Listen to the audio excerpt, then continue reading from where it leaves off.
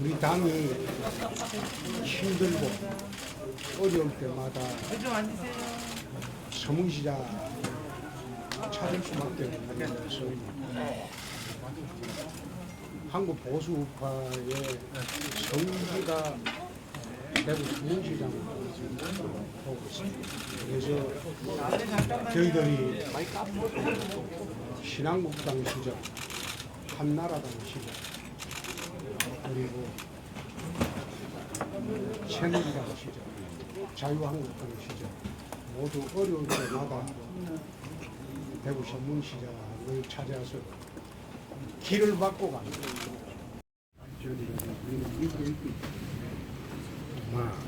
우리 당으로서는 서문시장에 대한 애착이 어디보다 강하다.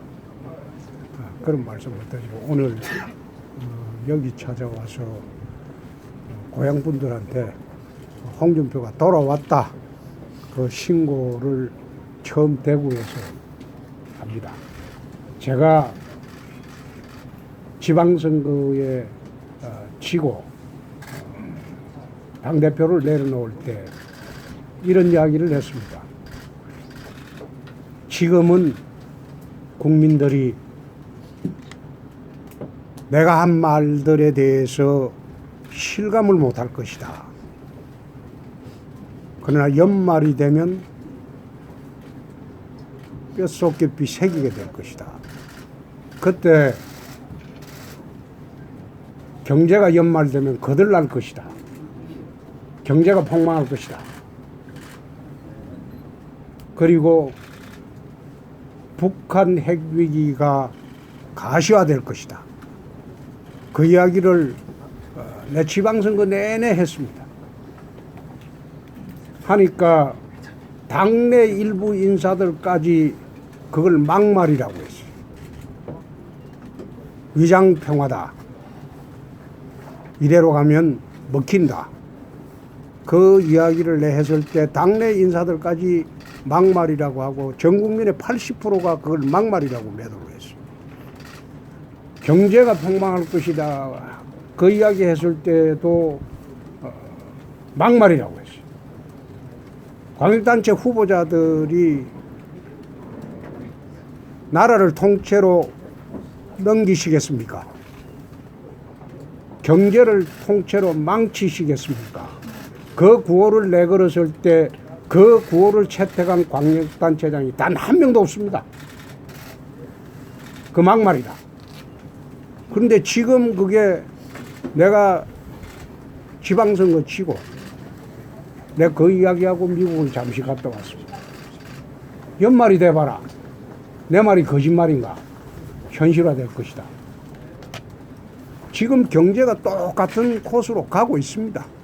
점점 어려워질 겁니다. 그리고 안보 위기도 최근에 여러분들이 보셨듯이 1년 4개월 전에 내가 미국 가서 항의하고 예측했던 게 그대로 지금 진행이 되고 있습니다. 1년 4개월 전에 워싱턴 가서 상하 양위원 그리고 미국의 CFR이라고 있습니다. 미국 외교정책을 총괄하는 외교협회가 있어요.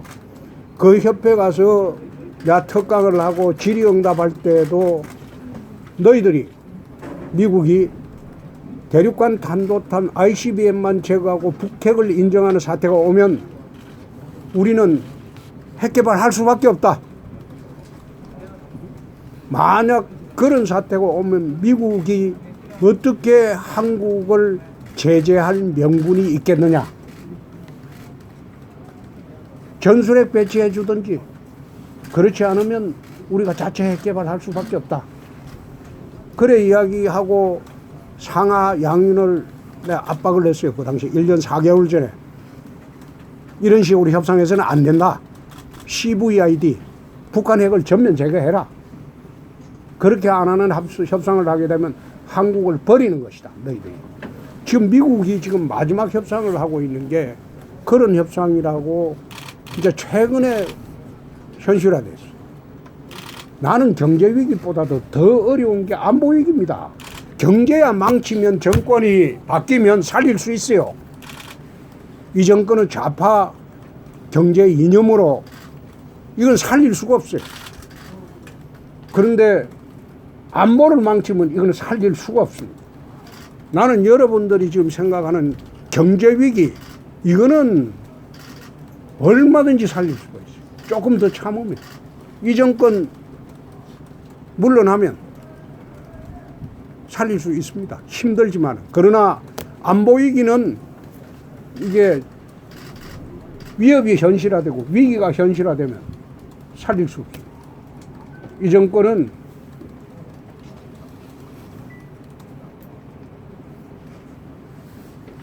그 안보 비용 분담금 그 협상에서 가능하면 미국이 빠져나가기를 원합니다.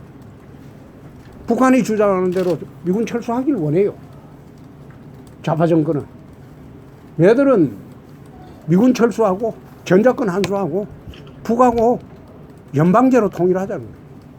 그래서 핵을 가진 북한 밑에 들어가겠다는 거예요. 이게 훨씬 심각한 문제다. 그래서 1년 4개월 전에 제가 예측했던 것이 지금 현실화되고 있는 이 현실에서 정말로 우리가 국민들이 다시 한번 깨어나고 다시 한번 현실을 직시해서 경제도 경제지만 더 중요한 것은 안보 위기입니다. 북한은 최근에 남한 요인 암살단을 만들었다고 보도받지 않습니까? 요인 암살단 만들었으면 제일 먼저 나부터 이제 암살하려고 하겠죠. 그런데 이쪽에서는 휴전선을 다 물어버렸어요. 공중을 양보하고 바다를 양보하고 땅도 지금 양보를 했어요. 바다, 하늘, 땅 다 무장 해제를 된 상태에서 한번 생각해 보세요. 전방에 철조망을 다 끊어가지고 그걸 정신 나간 사단장이 그걸 지 별 하나 더 달겠다고 액자 만들어가지고 민주당한테 아부하는 세상이 됐어요. 그런 군인이 전방을 지킵니다. 그래서 정말 이게 대한민국의 위기다. 그래서 이제는 내가 1년 전부터 예측했던 그게 지금 현실화되고 있는 단계에서 그래서 내가 더 물러서서 방송만 하고 있기에는 좀 그렇지 않느냐. 그래서 내가 오늘 대구에 와서 서문시장에 길을 좀 받아가려고 내가 왔습니다. 고맙습니다.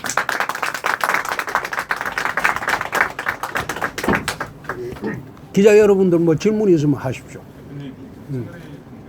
채널A 정경인데요. 그 대선 출장 선언할 때도 여기서 하셨잖아요. 네. 다시 이제 방문 소감이 어떻게 간단히 대선 출정식도 서문시장에서 했죠.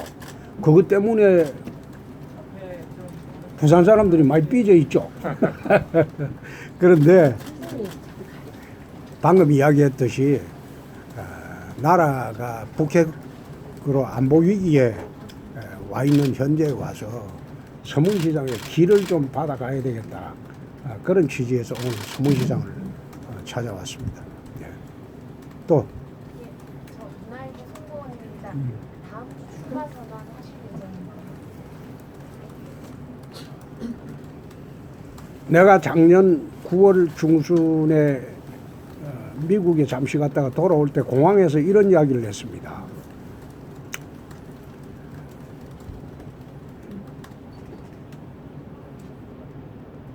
때가 되면 봄을 향한 긴 여정을 시작하겠다. 내 그 말씀을 들은 일이 있습니다. 그 봄이 빠르면 내년 3월이고 멀면 2002년 3월쯤 될 것이다. 나는 그 생각을 하고 그 이야기를 했어요. 했는데 아마 전당대회를 내 아마 금년 3월경 하리라고 나는 작년 9월에 그래 예측을 했습니다. 그래서 전당대회 출마 여부는 검토할 문제가 좀 남아 있습니다. 어차피 2022년 봄에 그게 내 인생 마지막 승부가 될 것인데 2022년 봄으로 가는 길에 이번 전당대회를 건너뛰어야 할 것인지 또 전당대회를 치르고 2022년을 맞아야 할 것인지 거기에 대해서는 검토할 사항이 좀 남았습니다. 지금 자유한국당 입장을 보면 김태우 그 다음에 또 누구지? 신재민이 그리고 서영교 송갑수이가 손혜원이가 그 사건만 하더라도 이거는요 판을 뒤엎을 수 있는 사건입니다. 그런데 아무런 영향을 보여주지 못하고 있고 이게 야당이 있어야만 그런 존재가 돼버렸어요. 나는 24년간 이 당에 있으면서 대여투쟁을 주도를 해왔던 사람입니다. 24년간. 이 당에는 대여투쟁할 사람이 없어요. 정권 바뀌고 처음 당대표 1년 하는 동안 나 혼자 아무리 몸부림쳐도 집권 1년 차에 국민들한테 메시지가 전달이 안 돼요. 아무리 몸부림치고 대여투쟁을 해도 언론도 제대로 보도를 안 해요. 그리고 국민들한테 그 메시지가 전달이 안 돼요. 메시지 거부 현상이 그 당시에는 집권 초기 때문에 그리 심했다. 근데 작년 12월 초에 TV 홍카콜라를 시작하면서 네이버 댓글을 난 잘 안 보는데 내 보좌관이 네이버 댓글 분석해갖고 매일매일 보여주는 거 보면 작년 3월에 내가 무슨 소리를 하더라도 내 욕을 하는 게 80%가 넘었어요. 그 문화일보도 마찬가지야. 80%가 넘었어. 저 또 막말했다. 뒤집어 씌우고. 그랬는데 작년 12월 초에 내 복귀하겠다. 그래 이야기했을 때 작게는 64%, 많게는 94%까지 내 말이 옳다는 거예요. 홍준표 말이 옳았다는 거예요. 지금 한번 네이버 댓글 한번 보십시오. 그 아마 그 드루킹이 조작을 안 하고 있는 네이버 댓글을 한번 보십시오. 거기 보면 문 대통령 기사 나오면 80에서 90%를 욕을 하고 있습니다. 그리고 내가 말하면 작게 하면 60, 한 4, 5%, 많게 하고는 94%까지 홍준표 말이 맞다는 거예요. 응? 말하자면 지난 3월하고 완전히 판이 바뀌었어요. 판이. 그때는 아무리 내가 몸부림치고 대여투쟁을 해도 언론에서 안 받아주고 국민들이 안 받아줬어. 근데 지금 와서는 정반대 현상이에요. 근데 이렇게 좋은 환경이 형성됐는데도 자유한국당에서는 대여투쟁력을 가진 사람도 없고 대여투쟁 할 줄도 모르고 이렇게 어려운 환경에 들었으면 어떻게 해야 될지 모른다. 그런 형편이기 때문에 내가 나서면 또 내가 지난 24년 동안 했던 대여투쟁의 선봉장에 설 수밖에 없습니다. 우리 당에 싸울 줄 아는 사람이 하나도 없어요. 어떻게 싸우는지도 모르고 또 대국민 메시지를 어떻게 해야지 설득력이 있는지도 모르고 우리 당에는 없어요. 싸울 줄 아는 사람이. 옛날에 김문수, 홍준표, 이재호가 마지막 대여전사였어요. 그 이후로는 대여투쟁하는 사람이 없어요. 그래서 내가 여의도로 다시 돌아가게 되면 또 싸움꾼 이미지를 가지지 않을 수가 없다. 그렇게 되면 전투에 이기고 전쟁에 지는 그런 상황이 또 올 수가 있다. 응? 2022년도 그게 전쟁인데 그 앞까지는 전부 전투에 불과하고 그런 상황이 또 올 수 있기 때문에 차라리 당이 어떻게 하든 말건 발 빼고 뒤에 앉아 있다가 2022년도 본격 등장하는 게 옳지 않느냐. 우리 같이 있는 사람 중에 그 주장을 하는 사람도 있고, 당이 절해되면 국민으로부터 외면당한다. 또다시 싸움꾼이 되더라도 들어가라는 사람이 있고, 그래서 그걸 지금 내부 조율을 지금 하고 있는 중입니다. 대답됐죠? 예, 또. 그럼 송원희 후보가 출마 밝히겠다고 오늘 말씀하셨거든요. 어떻게 생각하십니까? 당원은 그 누구라도 출마할 수 있습니다. 그건 출마의 자유가 있죠. 예, 뉴시스 정창호 기자입니다. 두 가지 여쭤보겠습니다. 좀 중복되는 면도 없지 않아 있습니다만은 왜 지금 꼭 자유한국당에 홍준표 당대표여야 하는가에 대한 명분과 절박함이 있다고 말씀 좀 해주시죠. 그거는 내가 출마하게 되면 내가 밝힐 겁니다. 또 두 번째 질문은 홍 전 대표께서 그 황교안 총리에 대해서 뭐 도로 뭐 친박당이라든가 이런 이미지로 말씀을 하셨는데 결국은 총선과 대선에서는 또 소통해야 되고 협조를 해야 될 그런 분들이라고 생각하는데 그런 측면에서 뭐 대안 갖고 계십니까? 그것도 출마하게 되면 내 답변 드릴게요. 내가 그 질문을 회피하는 사람도 아니고, 내가 여태 홍가골라 하면서도 정문적답을 합니다. 어떤 질문을 하더라도 난 질문 자체를 회피해 본 일이 없는 사람이에요. 그리고 원고 안 갖고 다 답하는 사람이에요. 응? 방금 두 가지는 내가 출마한다는 거 전제로 답해야 될 사항이에요. 그래서 아직 아까 우리 문화일보 조 기자님, 네? 예, 기자님 말씀하신 대로 양론이 있습니다. 내부에서. 저만 하더라도 당대표를 두 번 했습니다. 여당 때 대표하고 야당 때 대표하고, 한국 정치 사상 여당 야당을 동시에 대표해 본 사람이 내가 유일할 겁니다. 그런데 무슨 당대표 한 번 더 하려고 그 목을 매는 거는 그건 절대 아니죠. 그리고 내가 국회의원 한 번 더 하려고 정치하는 것도 절대 아니죠.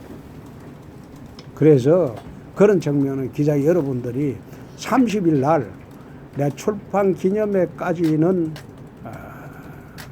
양론을 한번 다 들어보고, 지금 나가서 안 된다. 또 대여 투쟁하면서 온갖 싸움거리 이미지로 해가지고 대선에 나갈 수 있겠느냐. 또 당을 위한 소모품밖에 안 되는 거 아니냐. 그런 주장이 있고, 또 한쪽 주장은 이렇게 놔두면 당이 정말로 소멸할 수가 있다. 국민들로부터 역할 못하는 야당이 무슨 의미 있느냐. 그래서 지금이라도 또 뒤집어 쓰더라도 들어가야 된다. 그 양론이 있습니다. 네. 또 TK 후보 단일화는 어떻게 결론이 났습니까?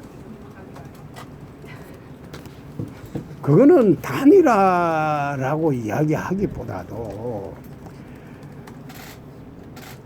소위 TK의 그 뿌리를 두고 있는 새 사람이 나오면 되겠느냐.